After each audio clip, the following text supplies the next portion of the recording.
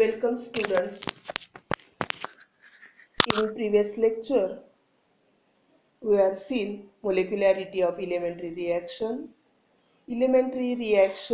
molecularity of reaction, order and molecularity of elementary reactions, distinction between order and molecularity of reaction, rate determining step and reaction intermediate. Today, we will learn the integrated rate law. We introduced the differential rate law earlier.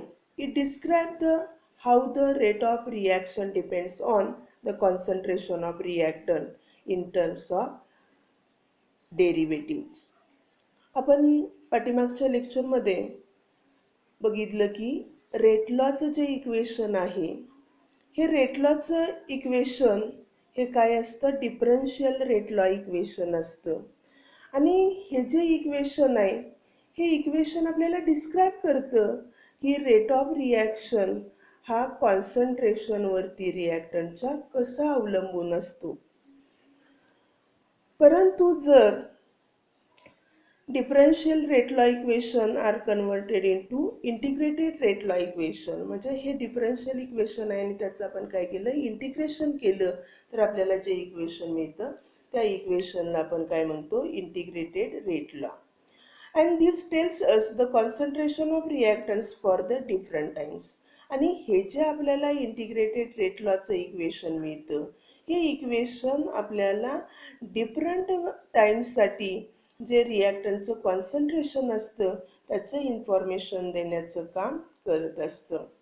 आणि मग आपल्याला वेगवेगळ्या टाइम्ससाठी हे रिॲक्शनचं जर concentration काढायचं असेल तर आपल्याला इंटिग्रेटेड रेट लॉ इक्वेशन काढावं लागतं. आणि म्हणून आपण काय करणार आहे, integrated rate law equation for the first order reaction in the solution काढणार आहे. आता आपल्याला परीक्षेमध्ये प्रश्न विचारला जातो, derive an integrated rate law equation for the first order reaction. म्हणजे तुम्हाला फर्स्ट ऑर्डर रिॲक्शनसाठी इंटिग्रेटेड रेट लॉचं इक्वेशन काय करायचं आहे, डिराईव्ह करायचं आहे किंवा express the integrated rate law equation for the first order reaction असा आपल्याला 2 मार्काला प्रश्न विचारला जातो. आणि मग आपण इथं बघितलेलं आहे फर्स्ट ऑर्डर रिॲक्शन कशाला म्हणतो की ज्या रिॲक्शनमध्ये रिॲक्शनचा रेट हा एकाच रिॲक्टंटच्या कॉन्सन्ट्रेशनवरती अवलंबून असतो आणि त्याचं असणारं जे एक्सपोनंट आहे किंवा त्याची असणारी जी पॉवर आहे ती काय असते, 1 असते. तेव्हा त्या रिॲक्शनला आपण काय म्हणत असतो, फर्स्ट ऑर्डर रिॲक्शन असं म्हणत असतो. आणि मग त्यासाठी आपल्याला हे जे इंटिग्रेटेड रेट लॉचं एक्सप्रेशन काढायचं आहे किंवा इक्वेशन काढायचं आहे त्यासाठी आपण काय करणार आहे, एक जनरल रिॲक्शन कन्सिडर करणार आहे. आपण म्हणतोय consider the first order reaction.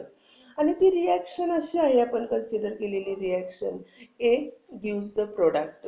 ए हा रिॲक्टंट आहे आणि त्याच्यापासून आपल्याला काय मिळणार आहे, प्रोडक्ट मिळणार आहे. याला आपण इक्वेशन नंबर 1 म्हणतोय. ही आपली रिॲक्शन आहे. आता ही जी रिॲक्शन आहे हे रिॲक्शनचं आपल्याला डिफरन्शियल रेट लॉचं इक्वेशन देता येतं की जे आपण पाठीमागं बघितले, जे आपण काय करत असतो, एक्सपेरिमेंटली डिटरमाइन करत असतो. आणि मग ते इक्वेशनापासून देणार आहे rate is equal to minus delta molar concentration of A divided by D T is equal to K into molar concentration of A. याला आपण इक्वेशन नंबर 2 म्हणतोय. आता इथं आपण काय करतो, मायनस साइन वापरत असतो कारण रिॲक्टंटचं जे कॉन्सन्ट्रेशन आहे ते रिॲक्टंटचं कॉन्सन्ट्रेशन काय होतं, डिक्रीजेस विथ द टाइम. म्हणून इथं मायनस साइन असते, आपण पाठीमागं बघितलेलंच आहे. आता हे जे इक्वेशन आहे ह्या इक्वेशन मध्ये आपण बघितलं की हा जो ए दिलेला आहे that is the where molar concentration of A दिलेलं आहे is the concentration of reactant at time टीचं कॉन्सन्ट्रेशन आपण काय केलेलं आहे, दिलेलं आहे. आता आपल्याला ह्या इक्वेशनचं इंटिग्रेशन करण्यासाठी आपल्याला हे इक्वेशन काय करावं लागतं, रिअरेंज करावं लागतं. म्हणजे रिअरेंजिंग इक्वेशन नंबर 2 असं आपण म्हणतोय. आणि त्याच्यामध्ये लाईक टर्म्स आहेत, सारख्या टर्म आहेत, आपण काय करत असतो, एका बाजूला करत असतो आणि हे इक्वेशन रिअरेंज करतो. आणि त्यासाठी आपण काय घेतले, delta molar concentration of A divided by A he term आपण एका बाजूला घेतलेली आहे आणि इक्वल साईनच्या दुसऱ्या बाजूला आपण हे मायनस साईन आहे ते मायनस साईन घेतलेले आहे के आणि डी टी, याला इक्वेशन नंबर आपण काय म्हणणार आहे, 3 म्हणणार आहे. आता हे जे आपल्याला इक्वेशन मिळालेलं आहे, ह्या इक्वेशनचं आपल्याला काय करायचं आहे, इंटिग्रेशन करायचं आहे. आता त्यासाठी आपण काय करतोय, let a zero with the initial concentration of reactant A at time T is equal to 0. आपल्याला जे आपण रिएक्टंट ए घेतलेला आहे, ह्या रिएक्टंटचं इनिशियल कॉन्सन्ट्रेशन आपण घेणार आहे की जेव्हा रिएक्शनचं टाइम काय असणार आहे, 0 असणार आहे. म्हणजे रिएक्शनच्या सुरुवातीला आपण एचं कॉन्सन्ट्रेशन घेतोय आणि ते कॉन्सन्ट्रेशन ए 0 आहे असं आपण कन्सिडर करतोय. आता पुढे काय होणार आहे, suppose 80 is the concentration of reactant A at time t. As a time passes, t या टाइमला जो रिएक्टंट A आहे त्याचं जे कॉन्सन्ट्रेशन आहे की जो रिएक्टंट अनरिएक्टेड राहणार आहे त्याचं जे असणारं कॉन्सन्ट्रेशन आहे ते कॉन्सन्ट्रेशन काय आहे, 80 आहे. आता आपण जर बघितलं की ही जी रिएक्शन आहे, हे जे डिफरन्शियल इक्वेशन आपण 3 बघितलं, त्या इक्वेशन नंबर 3चं आपण काय करणार आहे, इंटिग्रेशन करणार आहे. आणि हे जे इंटिग्रेशन आहे हे इंटिग्रेशन आपण कशामध्ये करतोय, लिमिट्स मध्ये करतोय. आणि मग त्यासाठी आपण काय करतोय, 2 लिमिट वापरणार आहे, इनिशियल लिमिट आणि फायनल लिमिट. आणि त्यासाठी आपण जे लिमिट वापरतोय A is equal to A zero at T is equal to 0. म्हणजे इनिशियलला टाइम 0ला आपण एचं जे कॉन्सन्ट्रेशन घेणार आहे, मोलर कॉन्सन्ट्रेशन, ते काय असणार आहे, ए 0 असणार आहे. आणि टाइम टीला जे आपण एचं जे कॉन्सन्ट्रेशन घेणार आहे ते मोलर कॉन्सन्ट्रेशन किती असणार आहे, 80 असणार आहे. आणि ह्या 2 लिमिटमध्ये आपण काय करणार आहे, त्याचं इंटिग्रेशन करणार आहे. आणि त्यामुळे आपण हे जे इक्वेशन 3 आहे त्या इक्वेशनचं आपण काय केलं, इंटिग्रेशन केलं. तर ते इंटिग्रेशन कसं येणार आहे बघा, आपण इंटिग्रेशनचं साइन दिलेलं आहे, D molar concentration of A divided by molar concentration of A. आणि त्याचं जे लोअर लिमिट आहे ते ए 0 आहे आणि अप्पर लिमिट काय आहे, 80 आहे. आणि जर आपण बघितलं के घेतलं, मायनस के आहे आणि तो कॉन्स्टंट आहे म्हणून तो तुम्ही काय केलेला आहे, आपण बाहेर काढलेला आहे. कदाचित तुम्ही त्याच्या आधी सुद्धा काय केलं जातं, लिमिट लिहिलं जातं आणि पुढच्या स्टेपमध्ये के कॉन्स्टंट हा बाहेर काढला जातो. इथं एक स्टेप आपण कमी केलेली आहे तुमच्या पुस्तकात आणि काय केलेलं आहे, के हा कॉन्स्टंट आहे, आपण त्याला रेट कॉन्स्टंट असं म्हणतो आणि त्यामुळे तो काय केलेला आहे, आपण बाहेर काढलेला आहे. आणि आपण इंटिग्रेशन कशाचं करणार आहे, डी टीचं इंटिग्रेशन करणार आहे. आणि हे डी टीचं जे इंटिग्रेशन करणार आहे त्यासाठी जे आपण लिमिट वापरणार आहे त्यातलं लोअर लिमिट 0 आहे आणि अप्पर लिमिट काय आहे, टी आहे. आणि याच्यामध्ये आपण त्याचं काय करणार आहे, इंटिग्रेशन करणार आहे. आता हे इंटिग्रेशन करत असताना आपण पुढची स्टेप काय येणार आहे बघा, की ऑन इंटिग्रेटिंग आपण हे जे येणार आहे, delta molar concentration of A divided by molar concentration of A, याचं जे इंटिग्रेशन आहे ते इंटिग्रेशन काय येतं, एल एन ऑफ ए येतं. त्याचं लोअर लिमिट ए 0 आहे, अप्पर लिमिट 80 आहे. आता कॉन्स्टंट के तसाच ठेवला, पण मायनस के ठेवला, टीचं आपण इंटिग्रेशन केलं, त्याचं काय येणार आहे, टी येणार आहे. त्याचं अप्पर लिमिट टी आहे आणि लोअर लिमिट काय आहे, 0 आहे. आपण हे इंटिग्रेशन करतो, आपण हे कशाच्या स्वरूपात, हे इंटिग्रेशन मध्ये काय केलं जातं, upper limit minus lower limit केलं जातं. आणि त्यामुळे हे आपण अशाही स्वरूपात लिहितो, that is the substituting limit gives. Substitution आपण लिमिटचं केल्यानंतर L N of A 0 L N of molar concentration of 80 minus L N of molar concentration of A 0 is equal to minus K T येणार आहे. आता आपण बघितलं जेव्हा लॉगची वजाबाकी असते तेव्हा आपण ते कशाच्या स्वरूपात लिहितो, तर ते डिवायडेशनच्या स्वरूपात लिहितो. म्हणजे हे जे इक्वेशन आहे हे इक्वेशन आपण अशाही पद्धतीने लिहितो म्हणून आपण ऑर म्हणतोय, L N of 80 divided by A 0 अशा पद्धतीने आपण लिहिणार आहे, is equal to minus K T लिहिणार आहे आपण.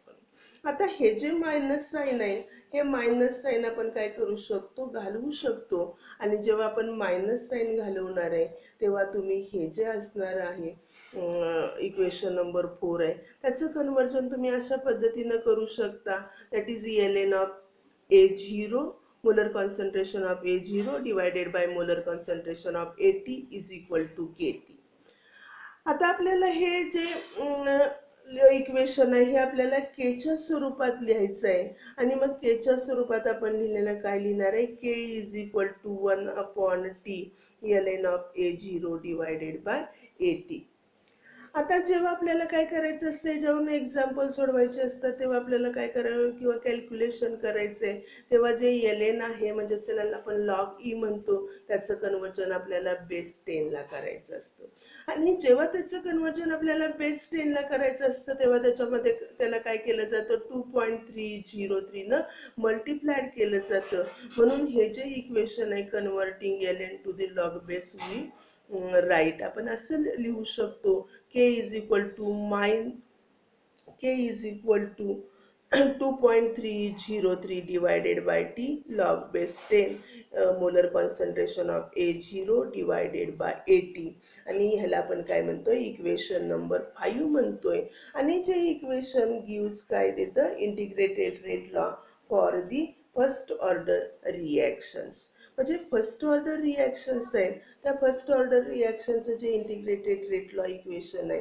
हे अशा पद्धतीने दिलं जातं जेव्हा तुम्हाला 2 मार्काला प्रश्न विचारला जातो derived and integrated rate law equation for the first order reaction तर तुम्ही इथपर्यंत इक्वेशन लिहायचं आहे K is equal to 2.303 divided by T log base 10 molar concentration of A0 divided by molar concentration of AT. आता हे जे equation आहे हे इक्वेशन अजून आपण वेगळ्या पद्धतीने लिहू शकतो की जे आपण इक्वेशन नंबर 3 दिलेला आहे त्या इक्वेशन नंबर आपण 4 दिलेला आहे त्या इक्वेशन नंबर 4 मध्ये काय आपण बघितलं ln of that is molar concentration of AT divided by molar concentration of A0 is equal to minus KT आहे.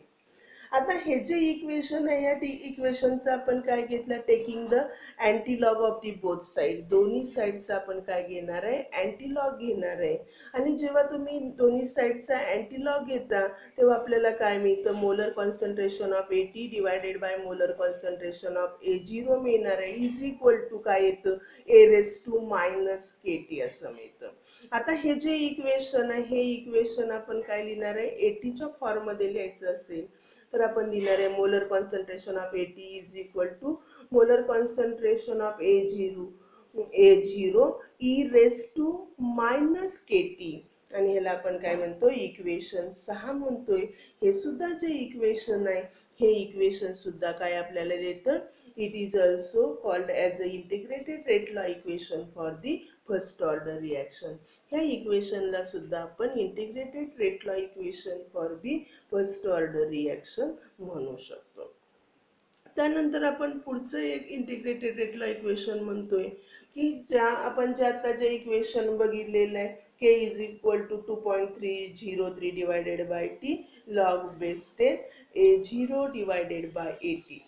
आता इथं आपण जे रिॲक्टंट A होतं त्या रिॲक्टंटचं मोलर कॉन्सन्ट्रेशन इनिशियल स्टेटला आपण T इज इक्वल टू 0 ला काय घेतलं होतं A0 घेतलं होतं. त्याच्याऐवजी आपण काय घेतो इथं स्मॉल a हे त्याचं इनिशियल कॉन्सन्ट्रेशन घेतोय म्हणून आपण म्हणतोय let small a moles per decimetre cube त्याचं युनिट आहे be the initial concentration of reactant A at time T is equal to 0 आहे. आता या रिॲक्शनचं जे रिॲक्टंट A0 आहे त्यातले ए स्मॉल ए त्याचे इनिशियल मोल्स आहेत रिॲक्टंट A चे त्यातले x moles per decimetre cube be the concentration of A that decreases किंवा reacts during time t. आता x मोल त्यामधले आपण स्मॉल a मोल्स हा इनिशियल कॉन्सन्ट्रेशन रिॲक्टंट A चं घेतलेलं आहे त्याच्यापैकी t टाइम मध्ये x मोल ह्या रिॲक्टंटचे काय झालेले आहेत रिॲक्ट झालेले आहेत आणि त्यामुळं जे अनरिॲक्टेड मोलेक्युल आहे म्हणजेच आपण काय म्हणणार आहे concentration of A that remains unreacted at time T would be A-x moles per decimetre cube. म्हणजे हे जे रिॲक्टंट आहे त्या रिॲक्टंटचे टाइम T ला जे कॉन्सन्ट्रेशन राहतं त्यालाच आपण काय म्हणतो मोलर कॉन्सन्ट्रेशन ऑफ 80 असं म्हणतो किंवा मोलर कॉन्सन्ट्रेशन 80 म्हणतो. आणि ही जी व्हॅल्यू आहे ही व्हॅल्यू काय येणार आहे ए मायनस एक्स. म्हणजे इथं जे आपण इक्वेशन बघितलं K is equal to 2.303 divided by T log base 10 A0 divided by 80. A0 काय आहे इनिशियल कॉन्सन्ट्रेशन आहे आणि 80 काय आहे तर रिॲक्टंटचं कॉन्सन्ट्रेशन रिमेन किंवा reactant remains unreacted at time T. म्हणजे अनरिॲक्टेड झालेल्या रिॲक्टंटचं कॉन्सन्ट्रेशन हे काय येतं 80 येतं. इथं आपण इनिशियल कॉन्सन्ट्रेशन ए घेतलंय.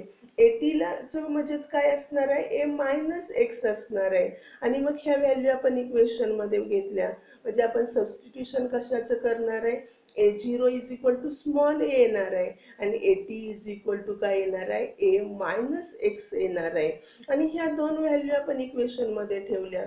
आपण त्या इक्वेशन नंबर 5 मध्ये ठेवतोय तेव्हा हे इक्वेशन आपल्याला मिळतं K is equal to 2.303 divided by T log base 10 A divided by A minus X. आणि ह्यालाच आपण इक्वेशन नंबर 7 म्हणतोय.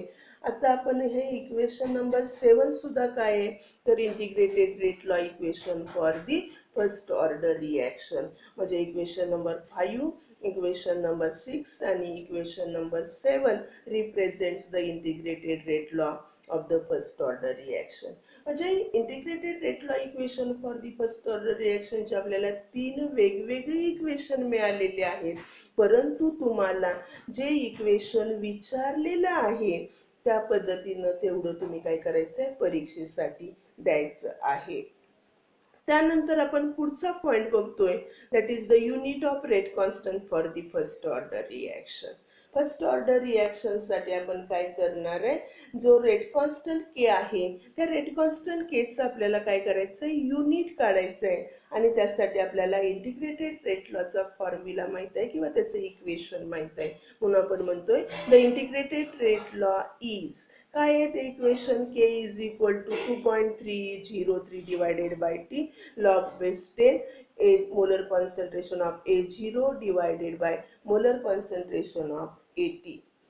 आता आपण बघितलं की याच्यावरून आपल्याला काय काढायचंय केचं आपल्याला युनिट काढायचंय.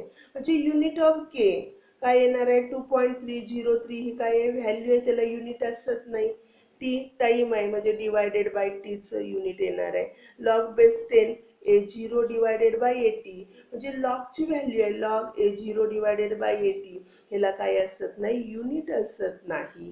म्हणजे युनिट ऑफ के काय येणार आहे unit of K is equal to 1 divided by unit of time येणार आहे. म्हणजे युनिट ऑफ के इज काय येणार आहे टाइम रेस टू -1 येणार आहे. अशा पद्धतीनं तुम्ही युनिट केचं काढू शकता आणि तेच आपण लिहिलेलं आहे because log base 10 A0 molar concentration of A0 divided by molar concentration of 80 is a unitless quantity. आणि त्यामुळं the dimension of K काय will be time raise to -1 होणार आहे. आणि त्याच्यावरून तुम्ही युनिट काढणार आहे. युनिट ऑफ के काय येणार आहे टाइम रेस टू -1 येणार आहे. टाइम जर तुम्ही सेकंड मध्ये घेतलं तर केचं युनिट काय असणार आहे सेकंड रेस टू -1 असणार आहे. जर तुम्ही टाइम मिनिट मध्ये घेतलं तर काय येणार आहे केचं युनिट मिनिट रेस टू -1 येणार आहे. आणि जर तुम्ही टाइम आवर्स मध्ये घेतलं तर तुम्ही त्याचं येणारं युनिट काय येणार आहे केचं युनिट काय असणार आहे आवर रेस टू -1 असणार आहे. म्हणजे तुम्हाला सीईटीला किंवा बोर्डमध्ये सुद्धा unit of K for the first order reaction विचारलं तर ते काय असणार आहे सेकंड रेस टू -1 असणार आहे और मिनिट रेस टू -1 असणार आहे किंवा आवर रेस टू -1 असणार आहे किंवा आपण टाइम रेस टू -1 म्हणणार आहे. तुमचं टाइम कुठल्या युनिट मध्ये दिलंय त्यानुसार तुम्ही केचं काय करू शकता युनिट लिहू शकता. त्यानंतर पुढचा पॉइंट आपल्याला बघायचा आहे तो पुढचा पॉइंट आहे that is the half life of the first order reaction. आता आपण ज्या रेडिओ प्रोसेसेस आहेत ह्या सगळ्या फर्स्ट ऑर्डर रिॲक्शन असतात. आणि मग अशा रेडिओ प्रोसेसेसमध्ये काय काढलं जातं त्या रिॲक्टंटचं हाफ लाईफ काढलं जातं. आणि म्हणून इथं आपण काय करतोय फर्स्ट ऑर्डर रिॲक्शनचं हाफ लाईफ काढणार आहे. मग हाफ लाईफची डेफिनेशन काय दिली जाते? Half life of the reaction is time required for the reactant concentration to fall 1/2 of its initial value. Half life मध्ये काय केलं जातं, जो रिॲक्टंट आहे ह्या रिॲक्टंटचं जे कॉन्सन्ट्रेशन तुम्ही सुरुवातीला घेतलेलं आहे ते सुरुवातीचं असणारं कॉन्सन्ट्रेशन अर्ध होण्यासाठी जो टाइम कालावधी लागतो त्या टाइम कालावधीलाच काय म्हणलं जातं, हाफ लाईफ असं म्हणलं जातं. आणि हे रेडिओ ऍक्टिव्ह रिॲक्शनसाठी आपण हाफ लाईफ काढत असतो. आणि first order radio active processes ह्या फर्स्ट ऑर्डर असतात आणि त्यामुळे आपण half life of the first order reaction काढतोय की जे डिनोट करण्यासाठी आपण टी आणि त्याच्या खाली सबस्क्रिप्टला आपण 1/2 लिहितोय. आणि म्हणून आपण म्हणणार आहे हाफ लाईफ हे काय असतं, जे इनिशियल कॉन्सन्ट्रेशन रिॲक्टंट आहे त्याचं अर्ध होण्यासाठी जो टाइम कालावधी लागतो त्याला आपण हाफ लाईफ असं म्हणतो. आणि मग ह्या हाफ लाईफचं सुद्धा तुम्हाला काय केलं जातं, डेरिव्हेशन विचारलं जातं. Derived an equation for the half life of the first order reaction. किंवा असं विचारलं जातं, give the relation between half life and the reactant rate constant of the first order reaction. म्हणजे हाफ लाईफ आणि rate constant of the first rate constant of the first order याच्यामध्ये काय relation आहे, अशा दोन्ही पद्धतीनं तुम्हाला काय केला जातो, प्रश्न विचारला जातो. आणि मग असा प्रश्न विचारला की आपल्याला काय माहित आहे, तर integrated rate law for the first order reaction माहित आहे आणि ते आपण पहिल्यांदा इक्वेशन देतोय. आणि ते इक्वेशन आपल्याला माहित आहे K is equal to 2.303 divided by T log base 10 molar concentration of A0 divided by molar concentration of AT आपल्याला माहित आहे. आता इथं आपल्याला माहित आहे A0 काय आहे, तर त्याचं असणार इनिशियल कॉन्सन्ट्रेशन आहे रिॲक्टंट Aचं at time T is equal to 0 ला. आता हे जे असणारं कॉन्सन्ट्रेशन एचं काय होणार आहे, कमी होणार आहे, डिक्रीज होणार आहे, म्हणजे फॉल्स होणार आहे. ते कुठपर्यंत फॉल्स होत आपल्याला माहित आहे, 80 पर्यंत फॉल्स होत असतं या टाइम टी ला. परंतु इथं आपण काय म्हणतोय, ही जी रिॲक्शन आहे त्या रिॲक्शनचं असणारं जे मोलर कॉन्सन्ट्रेशन अर्ध होणार आहे. म्हणजे molar concentration 80 is equal to काय होणार आहे, इनिशियल A0 आहे डिवायडेड बाय 2 होणार आहे, म्हणजे त्याचा अर्ध होणार आहे. आणि त्यामुळं आपण काय घेणार आहे, time required for the molar concentration A0 to becomes A0 divided bye 2 is denoted as a T1/2. म्हणजे हे जे असणारे इनिशियल कॉन्सन्ट्रेशन आहे हे इनिशियल कॉन्सन्ट्रेशन अर्ध होण्यासाठी जो टाइम कालावधी लागतो तो हाफ लाईफ असणार आहे आणि तो आपण T1/2 न काय करतोय, डिनोट करतोय. आणि त्यामुळे आपण इथं ज्या व्हॅल्यू करणार आहे, आपल्याला काय काढायचं, हाफ लाईफ काढायचंय, तेव्हा आपण म्हणणार आहे इथं असणारं 80 मोलर कॉन्सन्ट्रेशन 80 काय होणार आहे, इनिशियलचा हाफ होणार आहे. म्हणजे त्याची व्हॅल्यू काय येणार आहे, molar concentration A0 divided bye 2 येणार आहे. आणि टी असणारे जे टाइम आहे ते टाइम सुद्धा काय होणार आहे, T1/2 होणार आहे, की ज्याला आपण हाफ लाईफ असं म्हणतो. ह्या ज्या व्हॅल्यू आहेत हे आपण इंटिग्रेटेड रेट लॉचं जे इक्वेशन आहे त्या इंटिग्रेटेड रेट लॉच्या इक्वेशन मध्ये त्या व्हॅल्यू आपण काय करणार आहे, पुट करणार आहे, putting the condition in the integrated rate law. आणि मग त्यामुळे आपलं जे इक्वेशन आहे ते इक्वेशन काय होणार आहे, तर इक्वेशन आपण असलं होणार आहे, असं होणार आहे के इज इक्वल टू 2.303. टीच्या ऐवजी इथं काय येणार आहे, T1/2 येणार आहे, लॉग बेस 10 येणार आहे, A0 आहे तसाच आपण ठेवले molar concentration of A0 divided by 80 ची व्हॅल्यू बदललेली आहे आणि 80 ची व्हॅल्यू काय आली, molar concentration of A0 divided bye 2 आली. आता आपण हे जे इक्वेशन आहे हे इक्वेशन मध्ये काय बघितलं, तर हे जे इक्वेशन तुम्ही खालची स्टेप अशी लिहू शकता पुस्तकात, डायरेक्ट पुढची स्टेप दिलेली आहे, तुम्ही एक स्टेप वाढवू शकता आणि ती स्टेप तुम्ही असं लिहू शकता, K is equal to 2.303 divided by T1/2 log base A0. आता इथं डिवायडेड बाय म्हणजे आपण रिव्हर्स मल्टिप्लिकेशन करत असतो आणि त्यामुळे आपल्याला इक्वेशन काय मध्ये काय होणार आहे, 2 divided by molar concentration of A0 होणार आहे. म्हणजे आपली स्टेप काय होणार आहे, K is equal to 2.303 divided by T1/2 log base 10 A0 multiplied by 2 divided by A0. इथं A0 ला A0 काय होणार आहे, कॅन्सल होणार आहे आणि मग आपलं जे इक्वेशन होणार आहे ते इक्वेशन अशा पद्धतीनं होतं k is equal to 2.303 divided by T1 हा लॉग बेस 2 होणार आहे. लॉग A0 ला A0 कॅन्सल झालेलं आहे आणि त्यामुळे फक्त काय लॉग 2 येणार आहे. आता इथं आपण लॉग 2 ची व्हॅल्यू बघणार आहे. लॉग टेबलमध्ये आपण ती व्हॅल्यू बघितली तर ती किती येते 0.3010 आणि ही व्हॅल्यू आपण इथं ठेवली म्हणजे आपलं इक्वेशन काय झालं k is equal to 2.303 divided by T1 half multiplied by 0.3010. आता 0.3010 आपण काय करणार आहे 2.303 ला तुम्ही काय करणार आहे मल्टिप्लाइड करणार आहे आणि हा मल्टिप्लाइड केला तर येणारा जो गुणाकार आहे तो किती येतो 0.693 आणि डिवायडेड बाय काय आहे T1 हाफ आहे.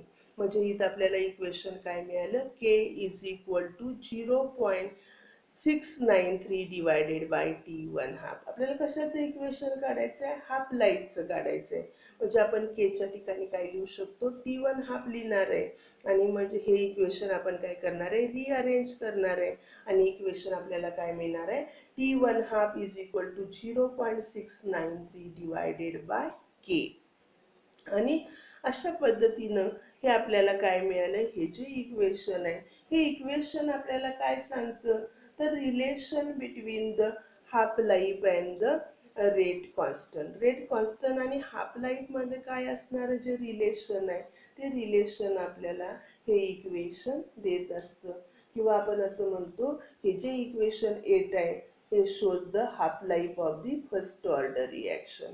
म्हणजे हा इक्वेशन आपल्याला फर्स्ट ऑर्डर रिॲक्शनचा हाफ लाईफ काय असतो तो आपल्याला सांगतो आणि हे डेरिवेशन तुम्हाला आलं पाहिजे आणि हा इक्वेशन नंबर 8 तुमचं पाठच असलं पाहिजे T1 half is equal to 0.693 divided by k. कारण आपल्याला याच्यावरती काय करायचंय न्यूमरिकल प्रॉब्लेम सोडवायचे आहेत आणि त्यावेळेला तुम्हाला हे इक्वेशन आवश्यक आहे. आणि मग हे जे इक्वेशन 8 मिळालं हे equation 8 shows that the half life of the first order reaction is independent on the initial concentration. आता जर तुम्ही बघितलं की हे इक्वेशन काय आहे T1 half is equal to 0.693 divided by k आहे. इथं जे इनिशियल कॉन्सन्ट्रेशन आपण A0 घेतलेलं मोलर कॉन्सन्ट्रेशन ऑफ A0 किंवा A0 म्हणू शकता हे आपण काय होतं इथं ह्या इक्वेशन मध्ये आपल्याला A0 ची व्हॅल्यू येत नाही म्हणजेच तुम्ही असं म्हणू शकता की half life of the first order reaction is independent on the initial reactant concentration. म्हणजे रिॲक्शनचं हाफ लाईफ हा त्याच्या इनिशियल कॉन्सन्ट्रेशन वरती अवलंबून असत नाही हे आपण याच्यावरून काय करतो सांगू शकतो. आणि मग हे जे असणार आहे half life of the first order reaction is independent on the initial concentration of the reactant. हे आपण ग्राफिकली प्रूव्ह करू शकतो आणि मग हे ग्राफिकली प्रूव्ह करण्यासाठी आपण काय करणार आहे आपण एक ग्राफ काढतोय.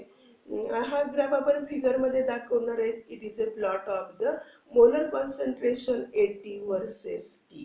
म्हणजे आपण काय करतोय तर एक्स ऍक्सिस वरती आपण टाइम घेतोय आणि वाय ऍक्सिस वरती आपण एच असणारं वेगवेगळ्या टाइमचं असणारं कॉन्सन्ट्रेशन घेतोय आणि मग आपण बघितलं की पहिलं जे टाइम आहे त्या टाइमला जे इनिशियल कॉन्सन्ट्रेशन त्याचं असणार आहे त्याचं हाफ होण्यासाठी लागणारा टाइम आपण बघणार आहे.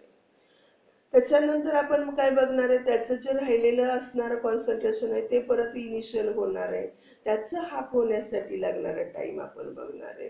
त्याच्यानंतर जे राहिलेलं आहे त्याचं हाफ होण्यासाठी लागणारा टाइम बघणार आहे.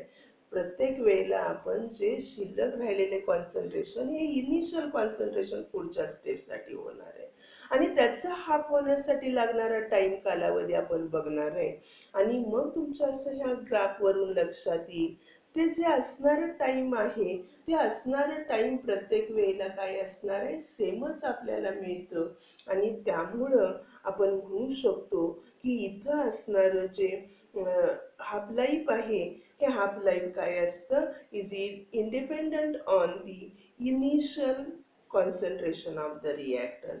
ते initial concentration of the reactant वरती अवलंबून असत नाही. आपण पहिल्यांदा जे इनिशियल कॉन्सन्ट्रेशन घेतले ते दुसऱ्या वेळेला नाही, त्याच्यापेक्षा ते कमी झालेलं असेल, तिसऱ्या वेळेला ते कमी झालेलं असेल, परंतु जे आहे इनिशियल त्याचं हाफ होण्यासाठी लागणारा टाइम कालावधी हा मात्र काय असतो, सारखाच असतो. म्हणजे आपण म्हणू शकतो half life of the first order reaction is independent on the initial reactant concentration. इथपर्यंतचा भाग आपण काय करतोय, आज बघतोय. आपण इथं थांबतोय. थँक्यू.